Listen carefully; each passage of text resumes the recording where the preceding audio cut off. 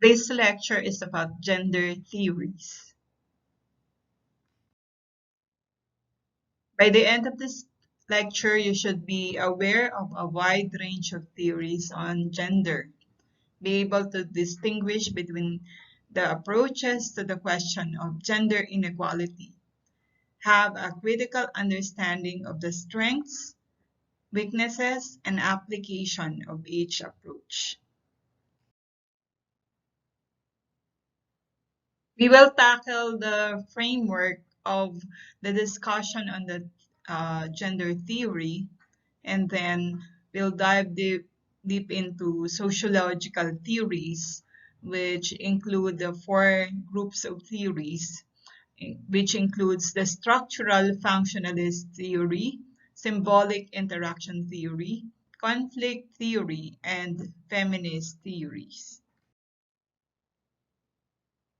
So how do we deal with theories and social analysis? What are theories for? What is a theory? A theory is a systematic explanation of an aspect of human life. So that is how we define social theory. And theory essentially is composed of concepts which are abstract representation of the world. These are elements that represent classes of events, facts, and aspects of society within a given field. Axioms and postulates, on the other hand, are composed of a combination of concepts to describe a certain phenomenon. The fundamental assertion on which theory is grounded. So what is the purpose of theories? This is to enable us to analyze and understand social phenomena, condition, and processes. Now, just remember that when you apply theory in analysis, you should be conscious of the level of analysis. What are we analyzing? At which level are we applying the theory? There is a hierarchy as to the levels.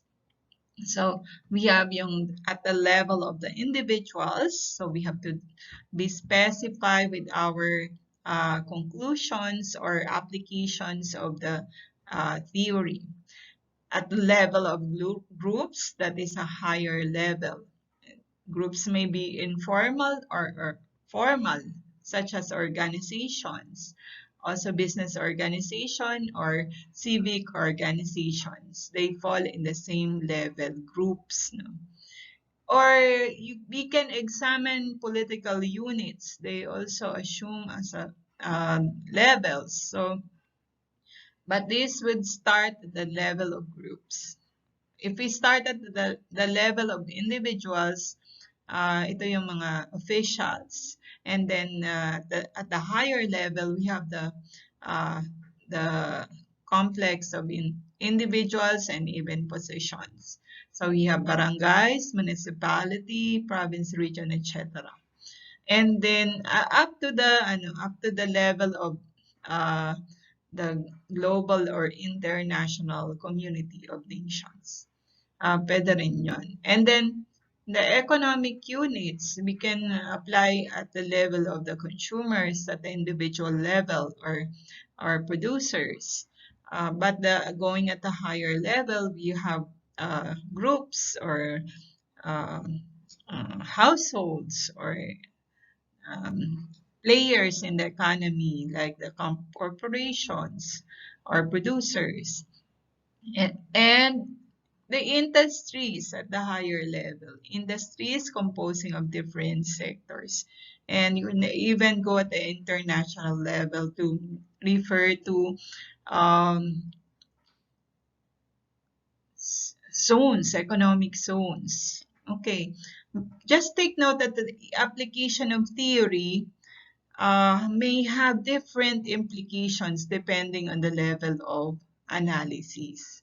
So, maaaring iba ang magiging conclusion kapag in-apply mo the same theory on individuals as compared to the higher level, which is groups or the macro level. Okay, so I hope that is clear. Let us examine this mind map on the sociological theories.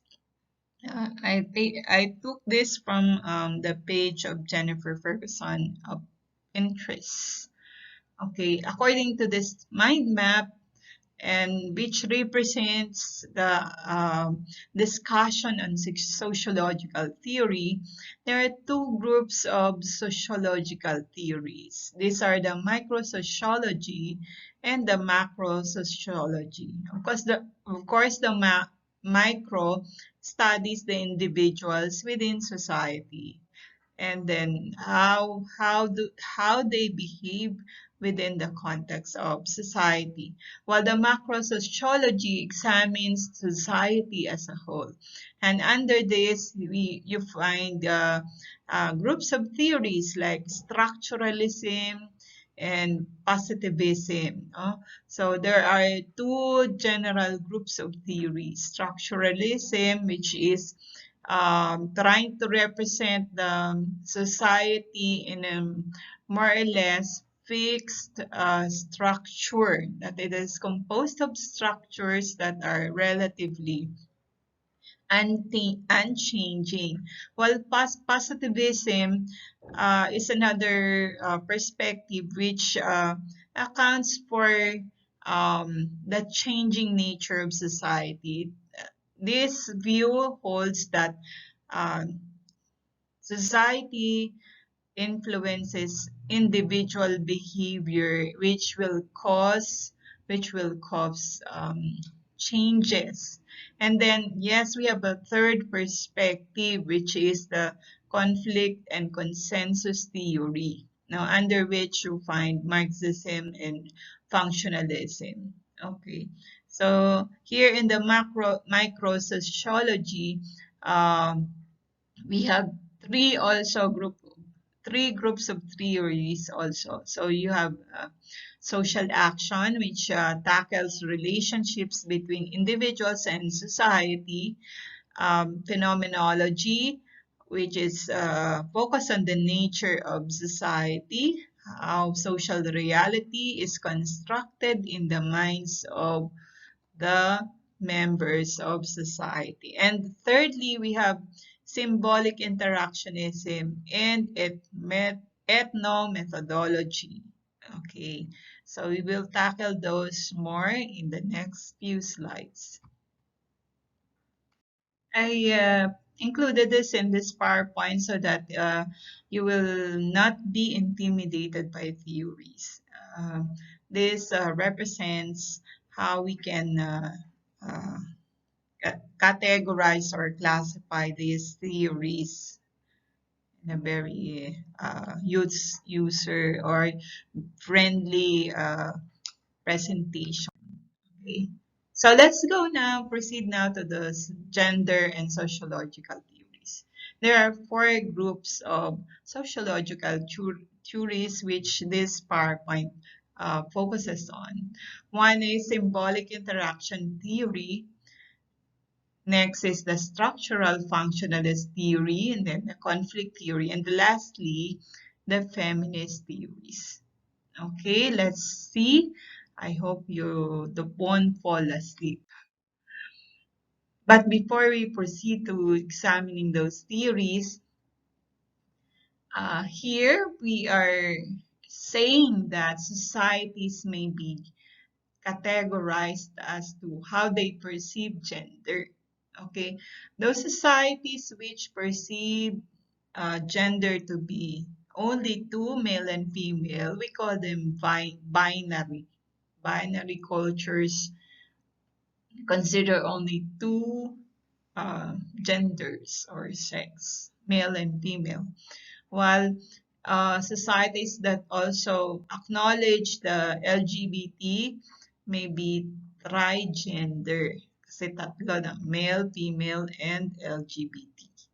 Now, how do we distinguish fluid societies from societies that consider a spectrum of gender?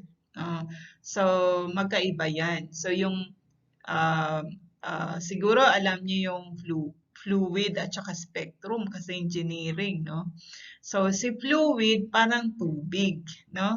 We cannot hold the water and it should be perceived as continuously flowing, no?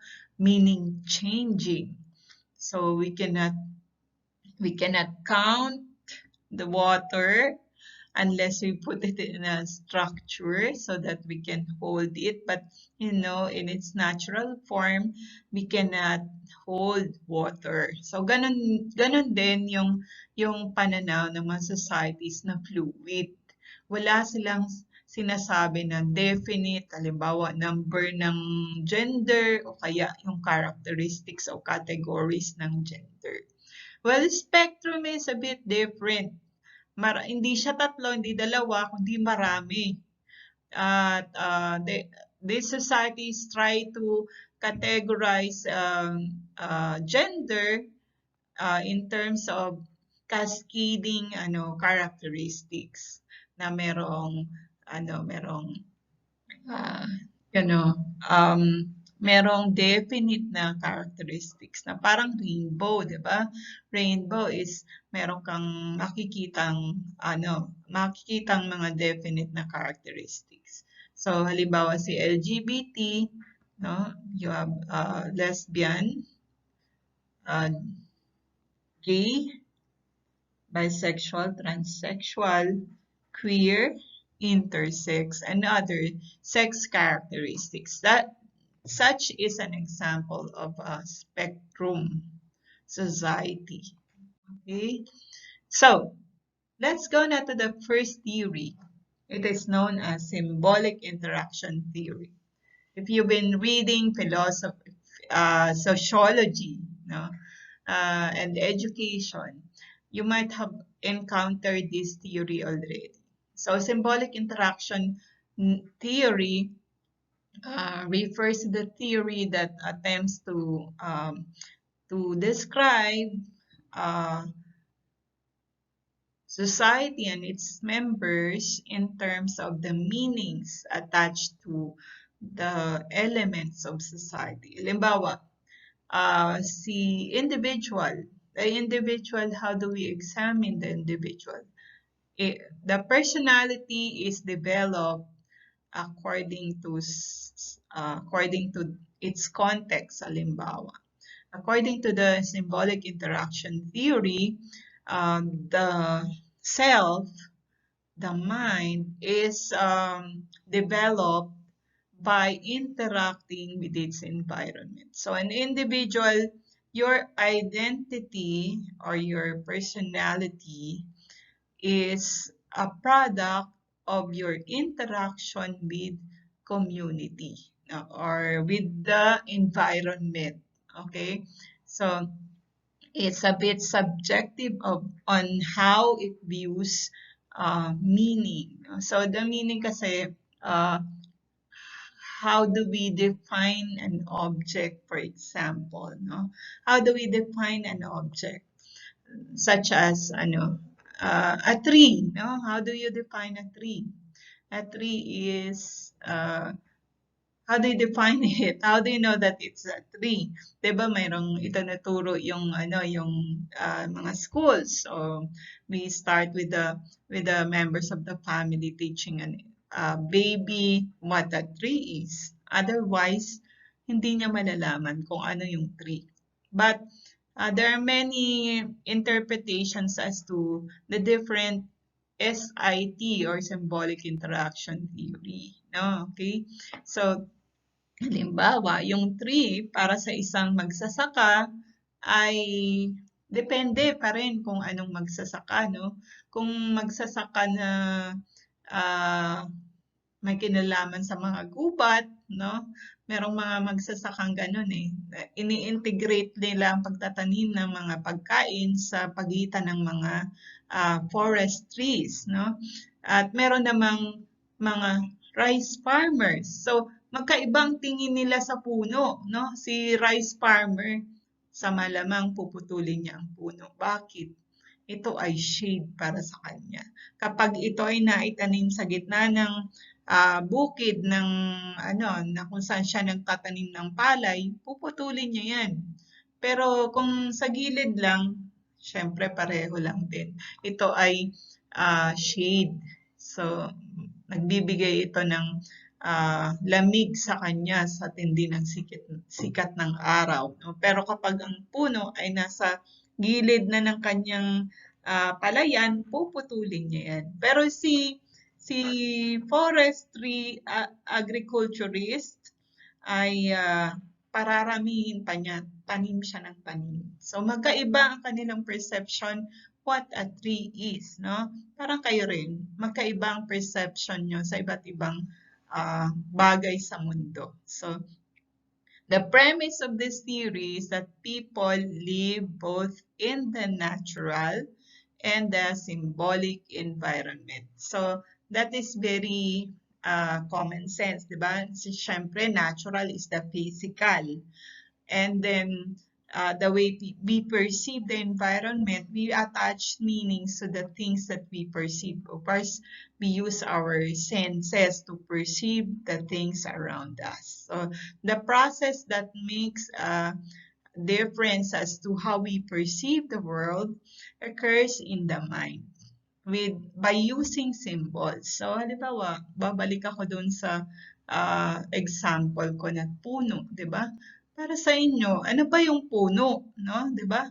Meron ba kayong kaugnayan sa kahit na anong puno? Meron na ba sa inyong nagtanim ng puno? Ano ang pakiramdam ninyo? Ilang mga uri ng puno ang inyong alam considering engineering students kayo? So I have a lot of questions about who you are. And the way you would answer me will depend on your experiences of the world, no? So maganda sana kung nasa face-to-face tayo, marami tayong pagkikwentuhan tungkol dito. Okay? So I hope you understand what symbolic interaction theory means. So how did it come about? So, merong isang sociologist by the name of George Herbert Mead, who happens to be the father of sociology, focused on the development of the individual member of society. Paano siya naging miyembro ng lipunan? Paano siya naging individual? And he also focused on the formation of meanings that people assign to things. So how do people come to assign meaning to different things? So ito yung pinag-aralan niya at sinulat niya dito sa kanyang libro. Okay? The Mind, Self, and Society. So I haven't read thoroughly what this book is all about, but you can conclude from the title that it is about symbols. So parang mas malalim ang pag-uunawa ninyo sa mundo, sa sarili ninyo.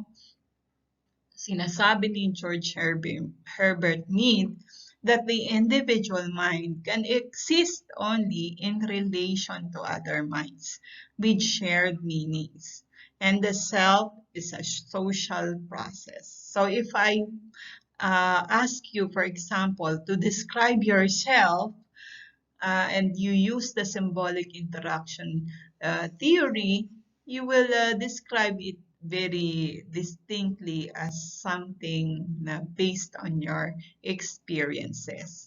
But the first premise here that the individual mind can exist only in relation to other minds with shared meanings, siguro mapoprove natin ito limbawa kapag yun doon sa personality ni Tarzan siguro. So as a baby, if a case of a baby being left in the wilderness, in the forest, halimbawa, in the company of animals, ano sa palagay niyo ang mangyayari sa kanya? Paano siya, pag lumaki siya, paano mo siya maihahambing doon sa individual na iba yung environment. So, you can imagine what will happen to a person in that kind of situation, applying the symbolic interaction theory. Okay.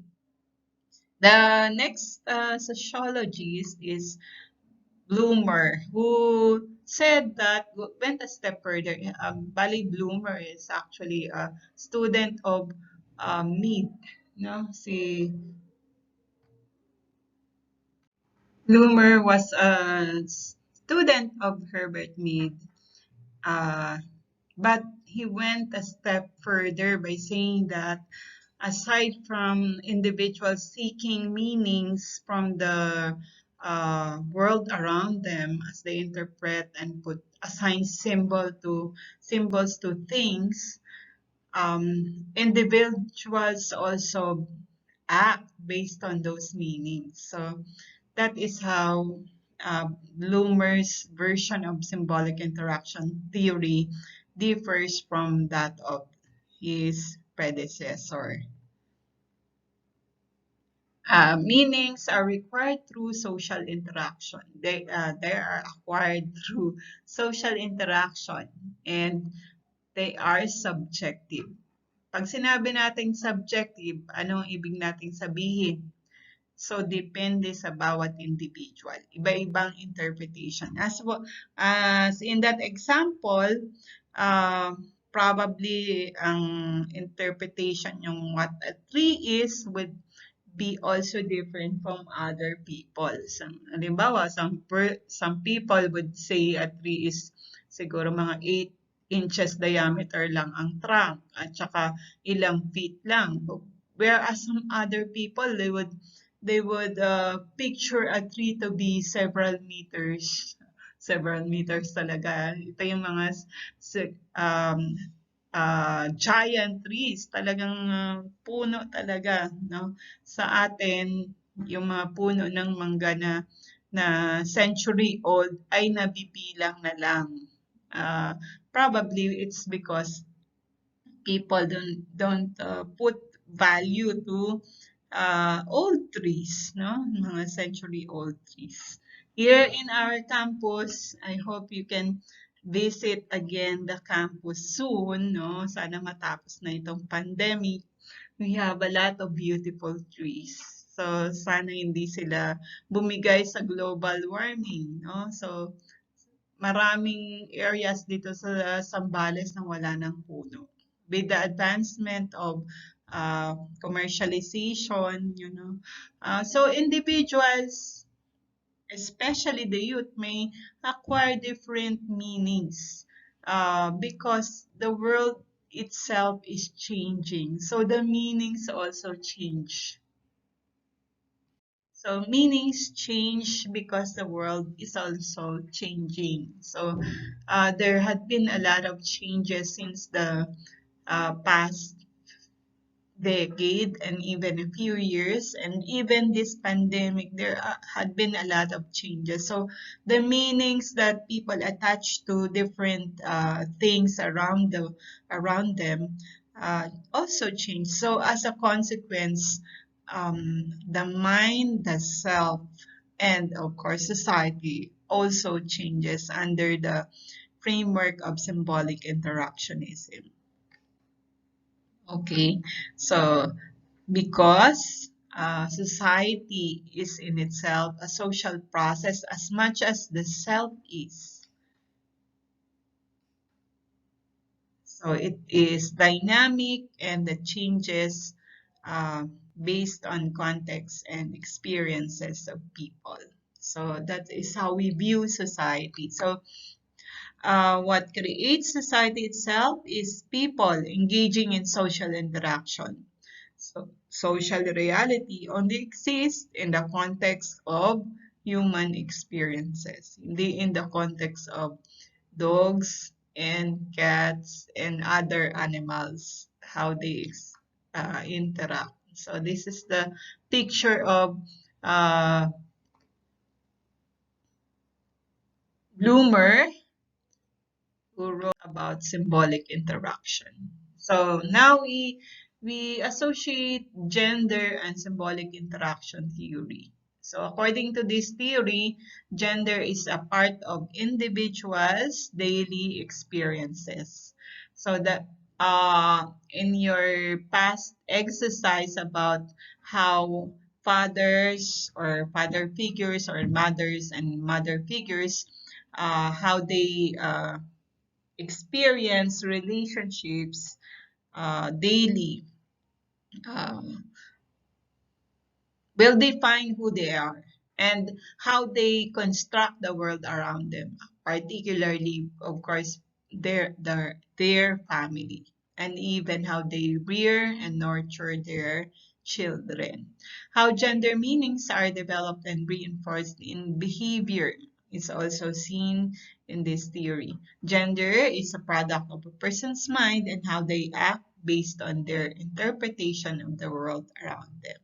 So subjective. So uh, the application is when one individual is behaving in a particular way, that is because his or her understanding of relationship or even the roles may be different from the others. So the weaknesses of the gender theory and symbolic interactionism is that it focuses on micro behavior in society and misses the broader patterns of social behavior. For example, how women's movements now exert great influence on the legal institutions, such that there are now many laws that um, promote gender equality.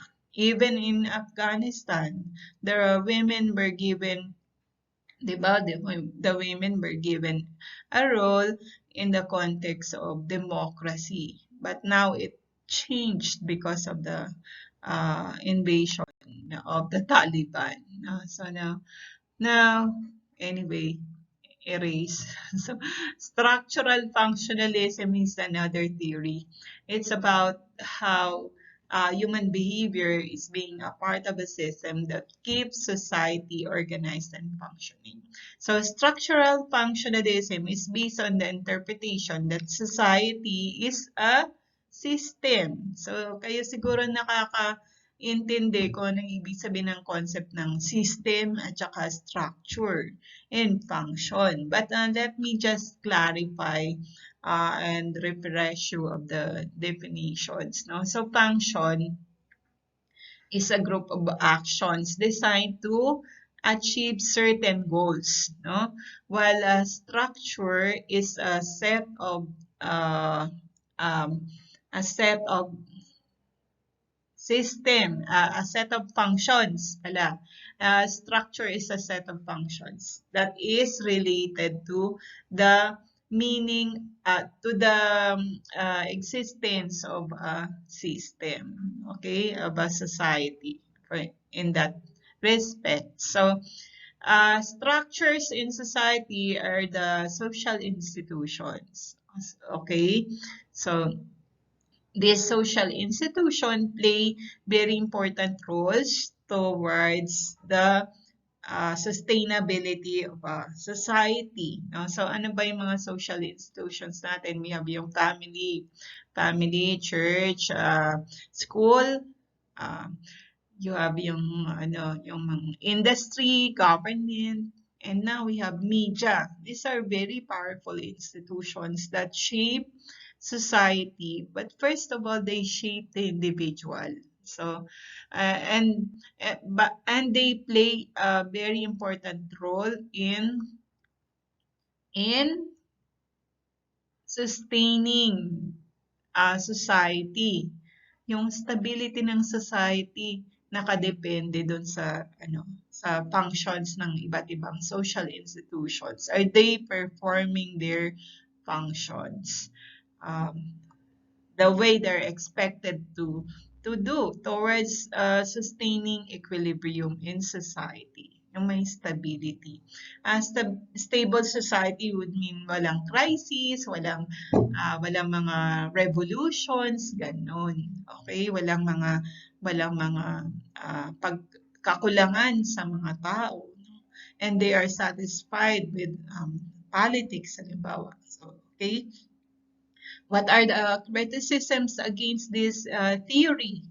The weaknesses include it's giving emphasis on um, structures, no? So, na-miss na yung the fact that society changes, no? Society changes and even dynamically alters its structure as well as the manner by which it changes.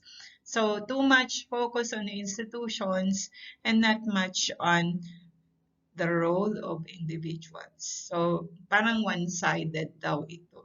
So, okay. Macro kasi ito eh. Macro theory. So, here is a diagram of that video. This is a YouTube video and I screenshot some scene from it. So, the links are on this slide. So, according to this, uh, structural functionalism enables society to enjoy stability and equilibrium. And it is based that stability and equilibrium is based on how institutions address the social facts or the conditions of society, so the needs of society. And here, within this context, the individual members of society play the play the role of institutions. So and these roles are known as functions. And there are two types of functions according to this. No? So yung manifest functions, ano yung mga function ng mga institutions? So, for example, the family. Anong function ng family sa society? This is the basic unit of society whose function is to nurture the future citizens of the country, make sure that they are sent to the proper school, they are nourished, ganyan. So, and in the same manner, all the other institutions also have manifest functions, and their manifest functions usually are found in the laws, no, or in the practices of, and the practices are what we consider to be the manifestations of latent functions. So, for example, si family is the key to the well-being of the members of society. For example, sa ngayong pandemic, no, kahit walang nakasulat sa batas na yung mga miyembro ng pamilya ay dapat masaya, ay ito ay function ng family, 'di ba? Kung palaging namomroblema yung mga tao is because of the family doesn't work well. Halimbawa, walang walang trabaho, kaya yung mga nanay or tatay hindi nila ginagampanan yung roles nila, no? At palaging naglalasing o kaya nagsusugal kahit pandemic, no? Walang ginagawa, kahit wala nang makain, nakatunganga lang, no? Imbis na magtanim, may mga ganong bagay, no? How do institutions in practice how are they expected to play certain roles? Okay, the roles are means to attaining the objectives of society. And as I said, there are two types of functions. Yung manifest functions written in the laws, written in the visible agreements of various groups in society, and those latent functions which are part of the practices. Okay, the relationship between gender and structural functionalist theory focuses on how gender is imperative in keeping society functioning in equilibrium or uh, stability and order. Paano daw yun? So, according to the not symbolic, structural functionalist theory, there are gender roles assigned to different members of society or even institutions, and they are given emphasis in the analysis of social order. For example, the government. How is the government um, playing its role to keep stability, no? And to keep at bay yung threat for crisis or political disorder, no? Okay. So the analysis of social order um, is viewed in terms of how gender role is critical in the uh, stability of society. According to Parsons, there are instrumental and expressive qualities of members of society.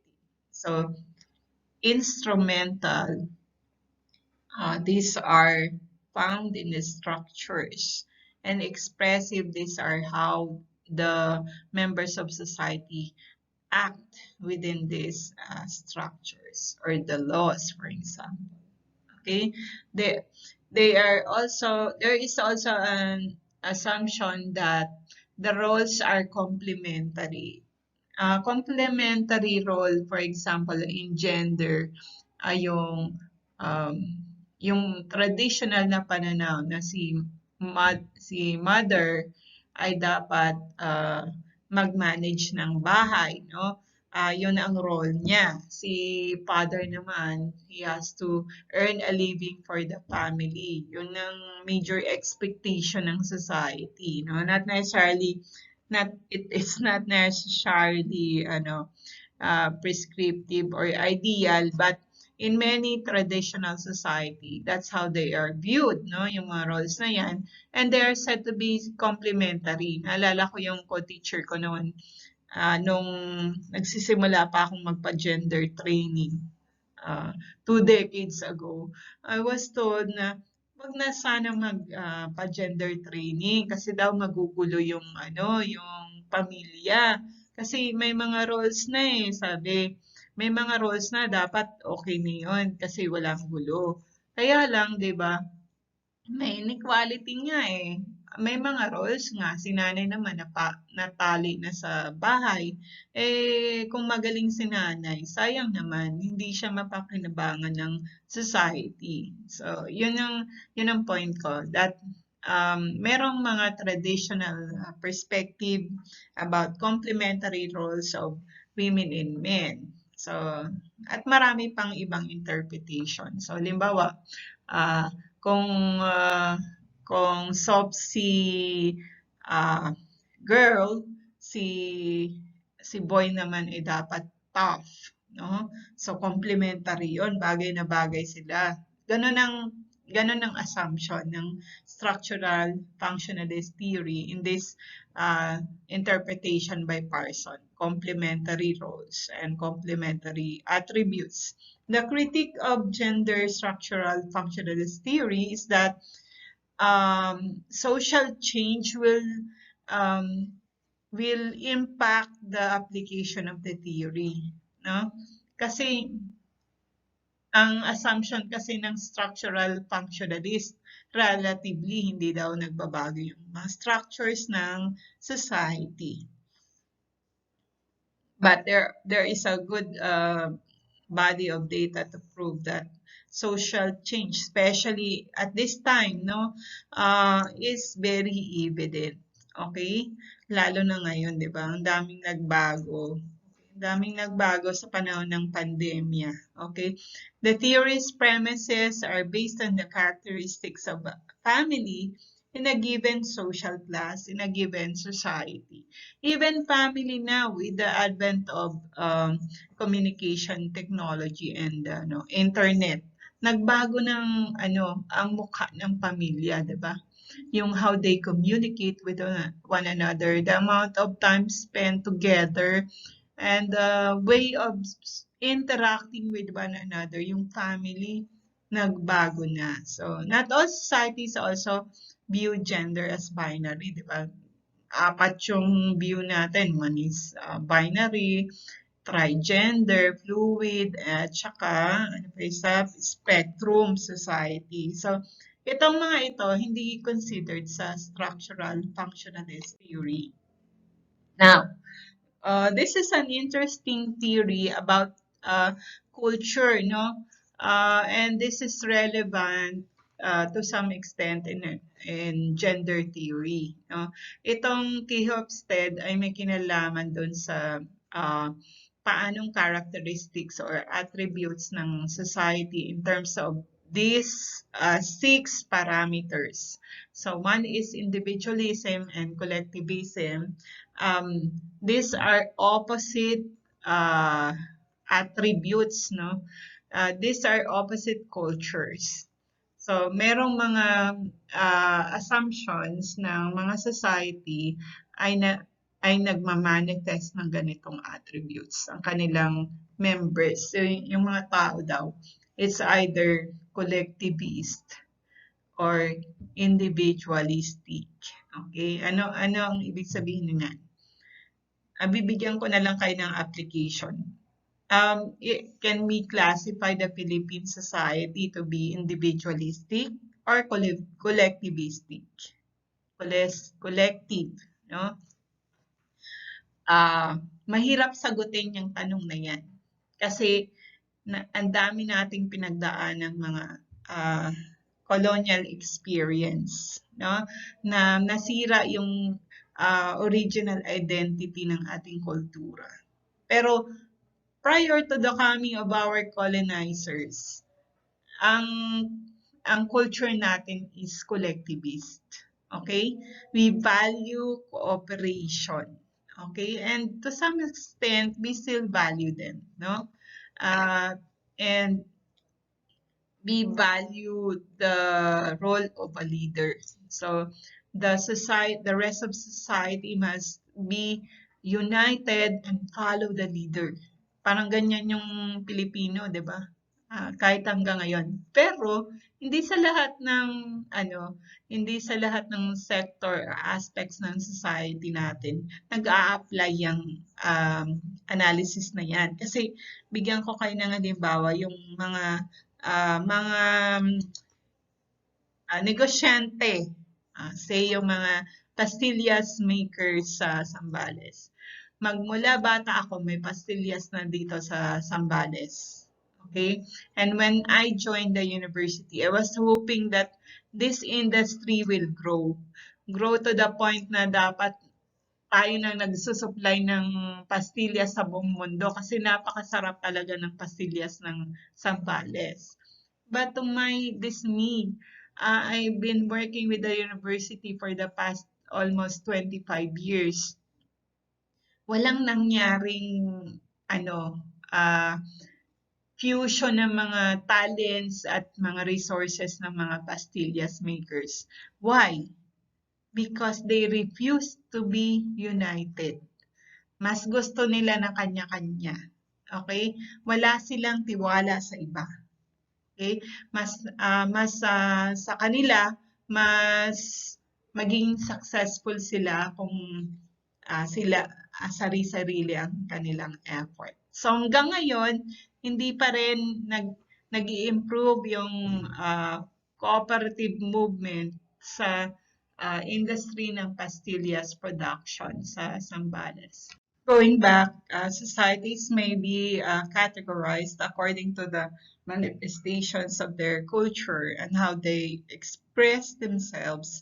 Yung mga halimbawa sa second parameter, ano ba ang tendency ng mga tao? Ano ba sila? Mag-take ng risk o i-avoid nila yon, paniguro lahat ng galaw nila. Okay? So, ang Pilipino, I think, we take a lot of risk, diba? Kaya meron tayong culture na bahala na. Ibig sabihin, bahala ng tadhana sa atin. So merong ganong characteristics ang Pilipino. Yung power naman, may kinalaman ito sa may kinalaman ito doon sa recognition of authority, no? Ano ba tayo? Gusto ba natin pantay-pantay ang power natin sa sa organization? Si Hofstede, ito'y nag-prescribe ng nag-prescribe siya ng management philosophy or how theory on how to manage people. Ang prescription niya doon sa research niya na ang daming data, uh, yung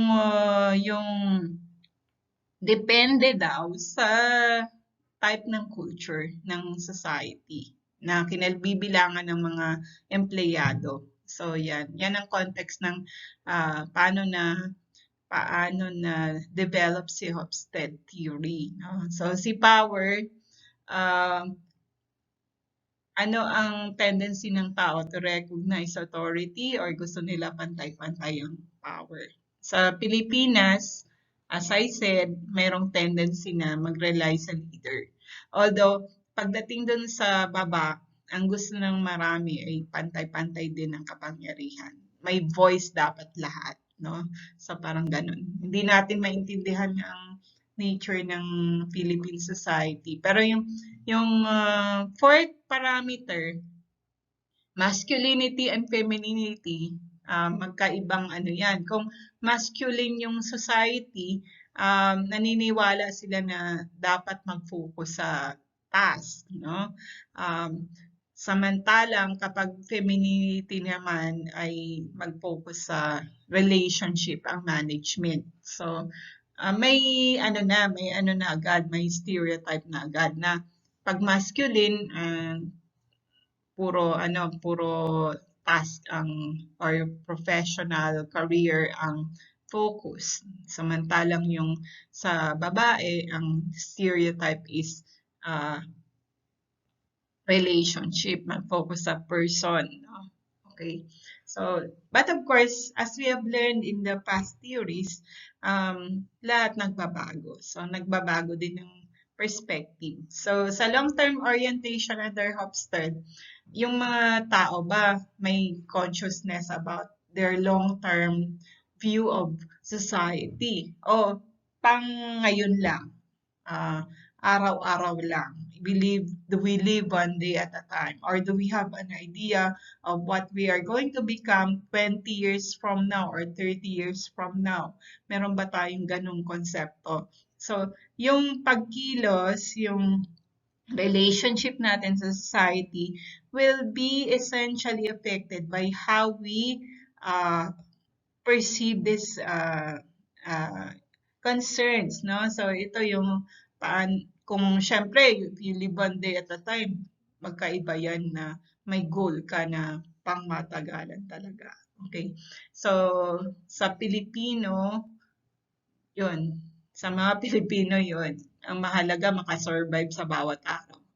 And then the last one is indulgence versus self-restraints. So yung mga tao, pwede rin silang mapagpigil sa sarili nila or kung anong meron dyan, sige, sabak agad. Okay, ganyan. So, ang relevance ni Hofstede, yung proposed classification ng society in terms of masculinity and femininity as applied in organizations. Okay? Conflict theory. Okay? So, ito ang isang napaka importanteng theory na dapat yung unawain. This is a sociological theory. So what is this all about? Ang premise nito ay that inequality exists in society. How is that? Saan ba mayroong inequality? Actually, ang tingin ng conflict ay ang society ay umiikot doon sa material resources. Okay? So yung material resources will define the extent and amount of power available for the members of society, no? And then merong concept ng ano yung mga iba pang inputs or resources sa society. Wealth, 'di ba? Wealth, where do you get power, no? And then opportunity, knowledge. All these things are sources of power, which would define yung kinalalagyan ng mga miyembro ng society. So, meron siyang concept ng dalawang status ng society. Yung sinasabi niyang thesis may kinalaman dun sa status quo. Ano ang kasalukuyang order sa lipunan? Na ngayon, paano natin ma-describe ang lipunan? So, may inequality ba or pantay-pantay ang kalagayan ng mga tao? Obviously, may inequality, 'di ba? Kasi ang daming mayaman, ang daming mahirap at marami naman ding sobrang yaman, no? At meron din yung nasa gitna. In fact, yung concept natin ng social class ay nandito sa framework ng conflict. Okay? So, si thesis, i-describe yung kasalukuyang sitwasyon na, of course, masaya ba tayo, maligaya ba tayo na merong inequality, na ang daming naghihirap na ngayon, lalo na ngayong pandemic, ang daming nagugutom, walang trabaho, ganon. Yung mga naunang na-vaccinate, yung mga may kaya, ganon.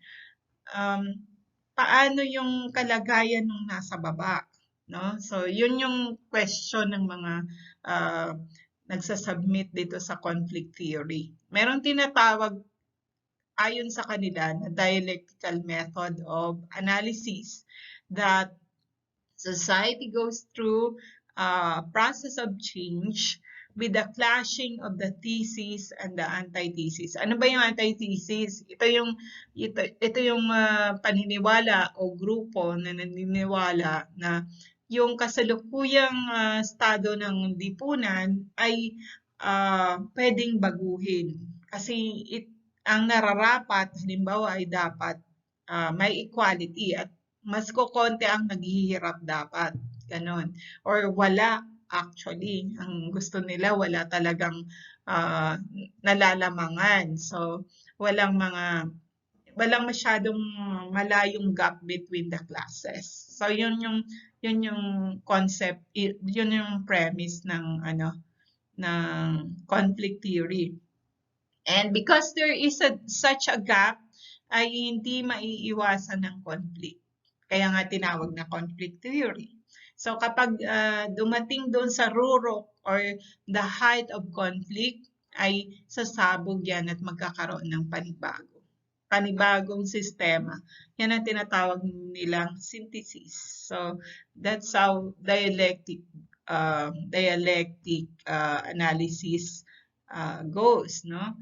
A critical view of the social status quo will result to conflict, and such conflict will give way to a new status quo.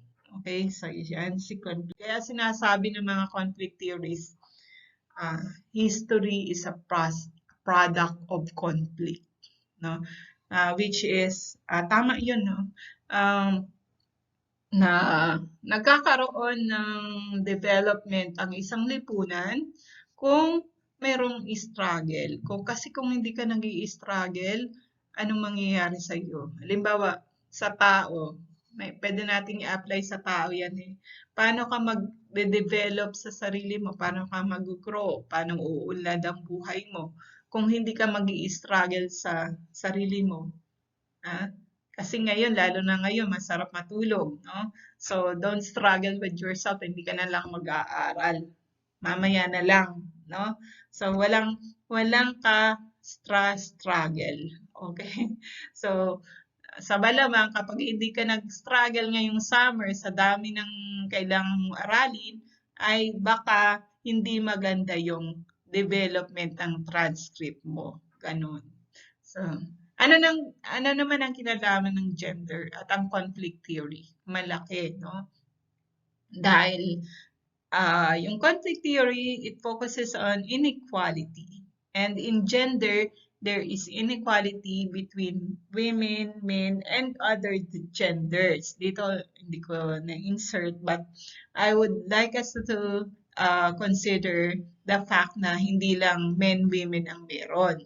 Nandiyan ang LGBT, at saka mga iba pang sex characteristics. So, society is in a continuous struggle actually. So, um, the the fact that society is continuously changing. So, um, lalo na ngayong pandemic, 'di ba? Ang daming nagbabago. Ano pang mga causes ng changes? Yung technology. Yung technology ngayon, grabing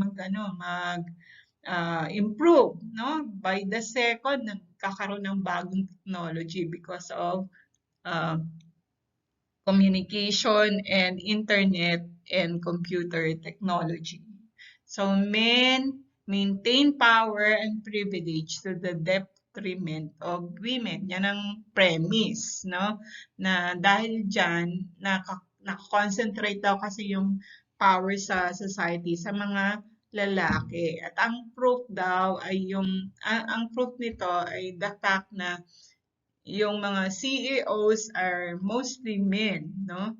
At saka yung mga owners ng mga industries, at saka yung leaders sa government, most of them are men dun sa higher echelon. And men as a dominant group, women as a subordinate group. Women's work is undervalued. So, ano ba yung women's work? These are productive work at the same time reproductive labor, no? Sa hindi sapat yung valuation ng contribution ng babae. Samantalang ang lalaki, binabayaran yan sa kanyang labor. May sahod lahat, no? Pero si nanay, yung ginagawa niya sa bahay. And even si tatay, gumagawa din sa bahay. Pero mas karamihan ng gawain ng bahay ay kay nanay. May bayad o wala? Wala, di ba? So, may halaga ba? Meron. Kasi kung hindi ginawa ng mga babae ang work nila sa bahay, ay I think magbe-breakdown ng society. Kasi anong klaseng mga magiging member ng labor force meron tayo kung pinabayaan ni nanay ang pamilya niya, no? Ano pa? Yung bang kanyang economic activities, ano bang ginagawa ni nanay na kumikitang kabuhayan, 'di ba? Yung online selling o kaya pagluto-luto ng mga pagkain, 'di ba? Pagtatanim ng kamote sa bakuran, may halaga ba 'yan? Okay, pag binili mo 'yan, kailangan may pera ka. So, may halaga lahat, no, ng mga products, no? Yung pag-aalaga niya ng manok, baboy, kambing, etc. May rabbit na ngayon, no? So, lahat niyan na ginagawa ay may karampatang value dapat. Pero sadly, hindi kasama yan sa computation ng GNP. So, that is also considered doon sa analysis ng conflict theory. Diba? So, ito yan. Kapag tinitingnan natin ng gender roles, mayroon siyang tatlong aspects. These are position, or what the conflict theories call class and status, no? These are positions in the social structure or hierarchy indicating where women, men, and other genders belong or expected to belong. The other one is behavior. So what is prescribed for the genders, including women and men?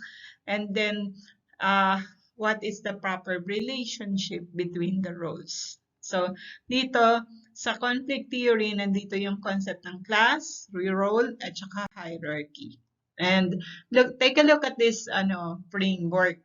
Ito yung conflict perspective of gender inequality. Remember, yung tatlong concepts, gender bias, mali, gender stereotype, gender bias, and gender discrimination. These are manifestations of gender inequality at varying degree. Okay? Ang pinakamababa doon ay yung gender stereotype. Ano ba ang ibig sabihin ng stereotype? Ito yung mga fixed unquestioned beliefs natin sa utak natin about men and women. So, halimbawa, ako ba, meron ba akong gender stereotype? I wonder if I still have gender stereotypes. Yes, of course, I'm not perfect. Although I've been advocating gender for the past 2.5 decades. Naniniwala ako na ito yung gender stereotype ko. Pwede nyo na akong i-condemn dito. Na ang mga babae ang nagdadala ng relasyon sa Philippine society. Kasi kung hindi matatag ang babae sa relasyon, ay walang tatagal na relasyon. So, dahil yan ang stereotype ko, nagkakaroon ako ng bias. Okay? So, ang bias ko ay yung pag nakita ko na ang babae ay medyo weak, meron na agad akong conclusion na hindi ito tatagal ang kanyang relasyon. At ang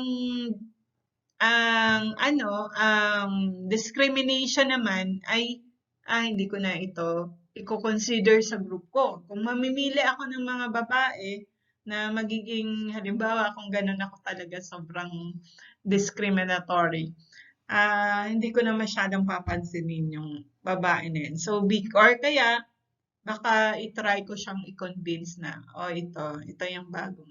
So, may mga effect yung mga iniisip natin sa babae at lalaki, no? So, may effect ito sa ating kilos, words, at saka yung relationship. Okay? So, this is because of the three manifestations of gender inequality. It occurs in our minds. Now, when we put a bias or when we consider one to be greater than the other or others in case of genders, no, ay meron ng effect yon. Lalo na kung naging parte ito ng pagdedesisyon, no? Pag naging part ng decision making yan tinatawag nating discrimination. So, halimbawa ako, I am boss in an office, no?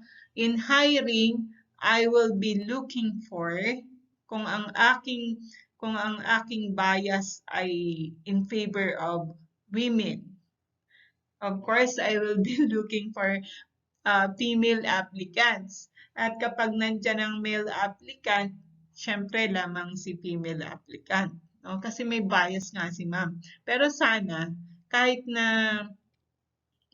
na meron kang philosophy na ganyan, hindi ka biased, 'di ba? Kasi yung natutunan natin earlier na when society is biased, ay mayroong risk na malulugi yung society. Take a look at this, no? May kulang na word dito. Access, control, and enjoyment dapat nandito sa baba, no? Access to these ones, no? Access to power, resources, and opportunities in society. Or control, and then what is the third one? Enjoyment, no? How much power, resources, and opportunities are available to us, and to what extent do we control them and enjoy them, no? So, yan, tingnan na natin yung sa babae at lalaki. That's how we account for inequality. That is how we explain it. Kasi merong implication yan sa status ng tao. Okay? May implication dyan sa condition ng kanyang buhay. At yung capacity niya improve ang kanyang buhay. Okay?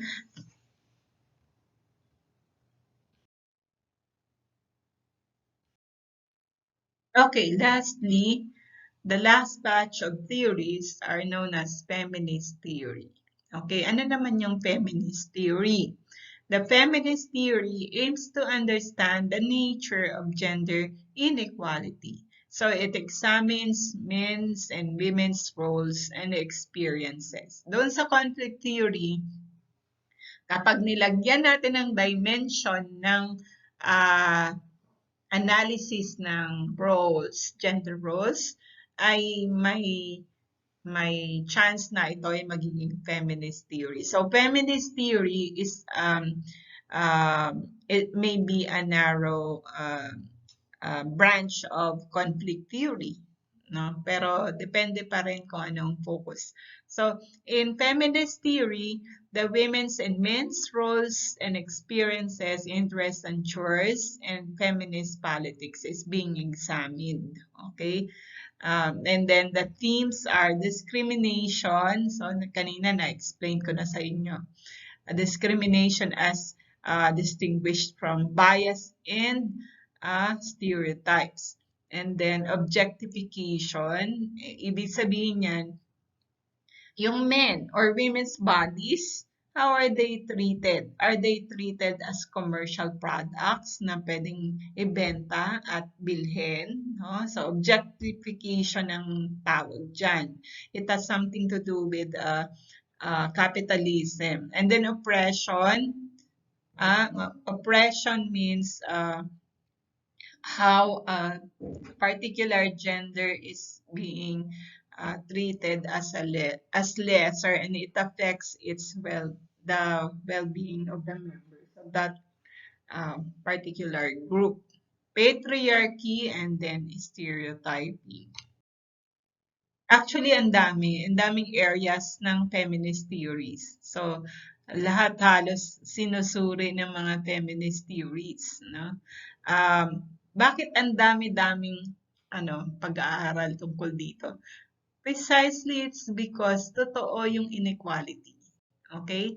Inequality. Kailangan i-explain natin ito para makakuha tayo ng solusyon or makagawa tayo ng intervention. So, ano ang mga sinusuri dito? Yung bodies, no?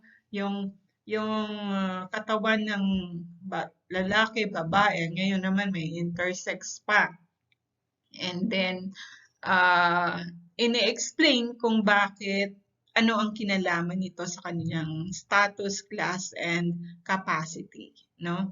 And whatever aspects of the life of gender, no? People of different genders.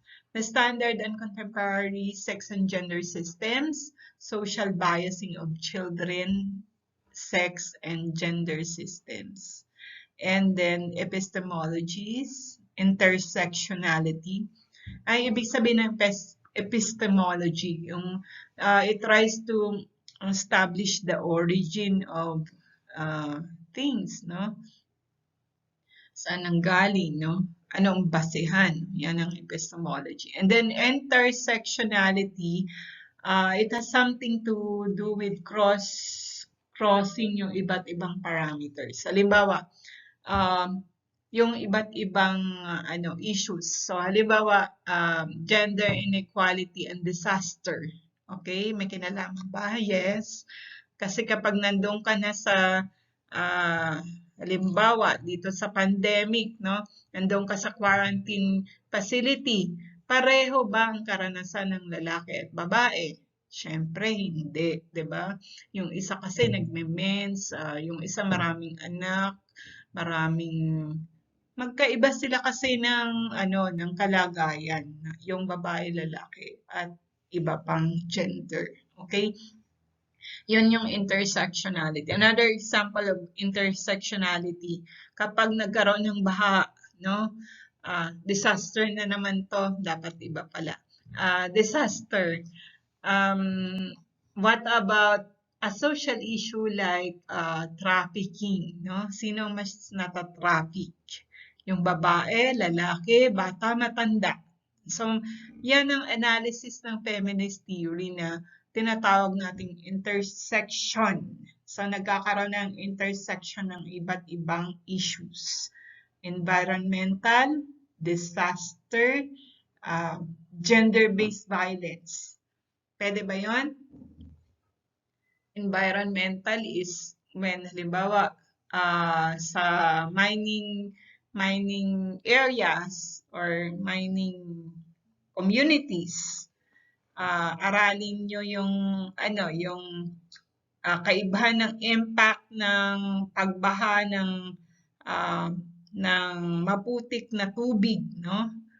Sa lalaki at babae. May kaibahan ba? Sinong unang magrereklamo sa contaminated water? Of course, water is a women's issue. Alam nyo ba na water is a women's issue? I-google nyo yan. And you will find out that it's true. Why is water a women's issue? Kasi they are expected to take the traditional role of managing the household, di ba? Magluluto ka, kailangan mo tubig. Magagawa ka ng mga gawaing bahay. Ano ba yung mga gawaing bahay? Laba, linis, pag-aalaga ng bata, pag-aalaga ng may sakit, ng mga matatanda, no? Etc. So, meron bang issue yung environment, yung gender, at saka yung gender-based violence? So, sa mining communities, halimbawa, tinignan namin yung phenomena ng pagdami ng mga videokehan doon sa mga mining towns. Okay?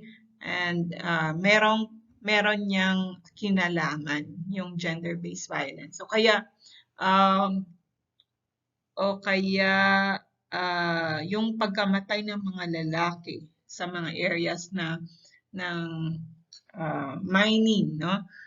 Ano ang cause ng death ng mga lalaki na mas marami kaysa mga babae? Because they are working as mine workers. So, nagda-drive sila ng mga trucks o kaya nandun sila sa minahan, ganun. So, they are exposed to a lot of physical danger. So, merong ganun. So, yan. Intersectionality. So, I won't discuss the details of each one. So, marami yan. So, pag wala na kayong ginagawa, basahin nyo yan. Hindi ko ipapabasa yan sa inyo lahat. So, feminism, there is nothing negative about feminism. But I want to teach you about isms. Kapag nakita nyo yung suffix na yan, it has something to do with ideology. So, ano yung ideology as distinguished from philosophy, theory, and theory. So, tatlong concepts. Yung theory, di ba, define natin kanina.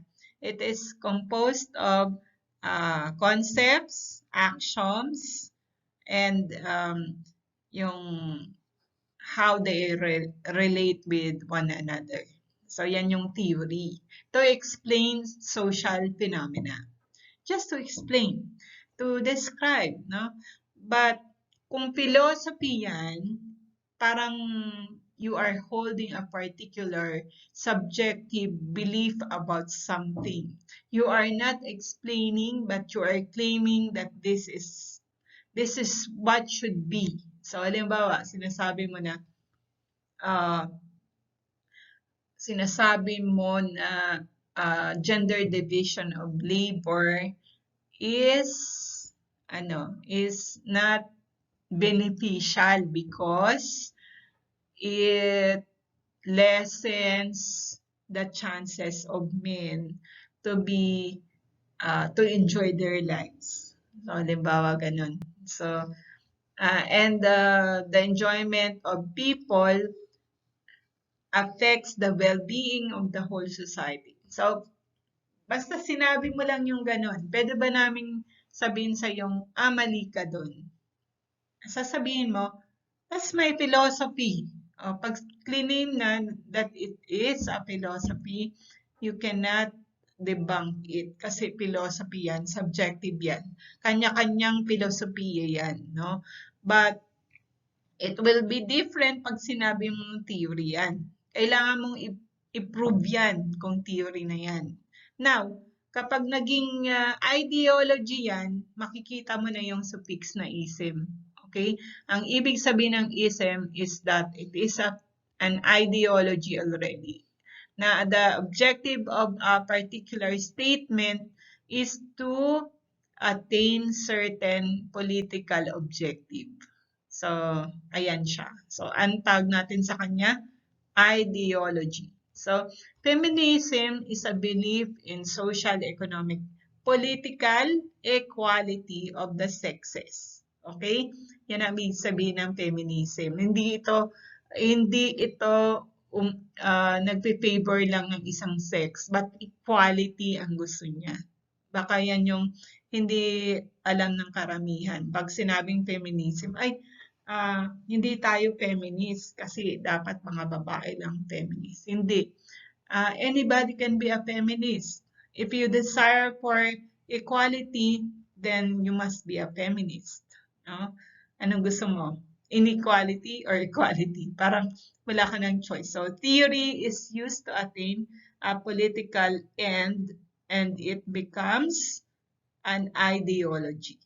Okay? So there are three groups of feminist perspectives. So these are liberal feminism, radical feminism, and black feminism. Okay, ito yung mababasa nyo sa mga journal, no? And textbooks. Okay, liberal feminism simply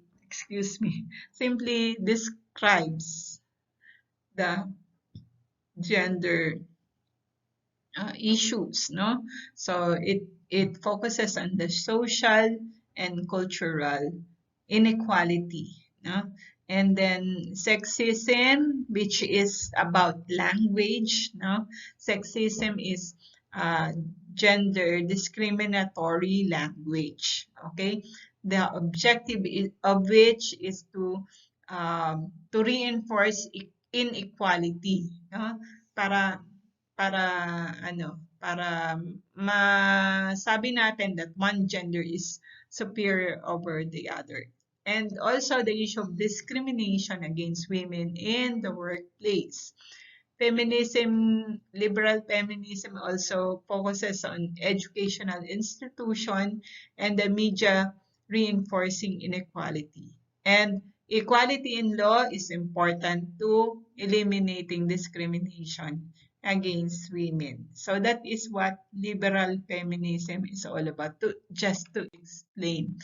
But when the premises are used to attain a political objective, it becomes more assertive, no? So halimbawa, and this will tend to fall under radical feminism.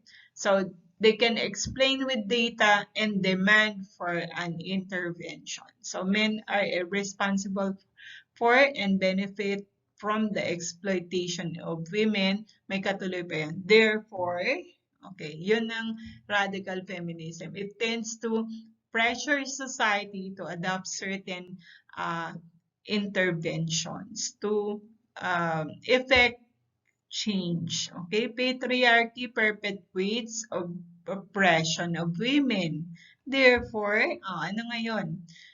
Tuloy-tuloy ba ang oppression? Sa Afghanistan ay sa palagay ko sa ngayon ay justified dyan sa kanila, no? Pero syempre the feminists all over the world are now being rattled about doing something for the women and children of Afghanistan. Family is the primary sources of women's oppression in society. That's what radical feminism holds, no? Dahil nga yan, doon sa traditional gender role assignment. Male-dominated societies are characterized by gender-based violence, to include domestic violence, rape, sexual harassment, and which are part of the systemic oppression of women. That's according to the study in 2001 by Giddens and Mill in 1869. So, Yan ang radical feminism. And lastly, black feminism pertains to the class and ethnicity focus of oppression of based on gender of colored people. So colored women are multiply disadvantaged on the basis of their uh, race, no? So, black feminism yan. Yung ethnicity, siguro tingnan natin yung mga uh, ethnic group, yung mga IP groups natin. Meron kayang basis na mag-apply tayo ng ganitong klase ng feminism since um, multiple yung kanilang oppression or yung kanilang disadvantage. Multiple disadvantages that halimbawa that you're a woman, one, isang oppression yun, di ba? Isang disadvantage. That you are a woman. Kasi sabi nga nila, marginalized ang mga babae. Pero IP ka pa, no? IP. So, double na yung marginalization mo. IP ka pa. Tapos, PWD ka pa na IT na babae, no? O, ilan na ang ano mo, disadvantage mo? Tatlo na, 'di ba? Tapos buntis ka pa. Okay? So, pwedeng marami mag-compound yung disadvantage ng isang tao according to the theory. No? So, okay.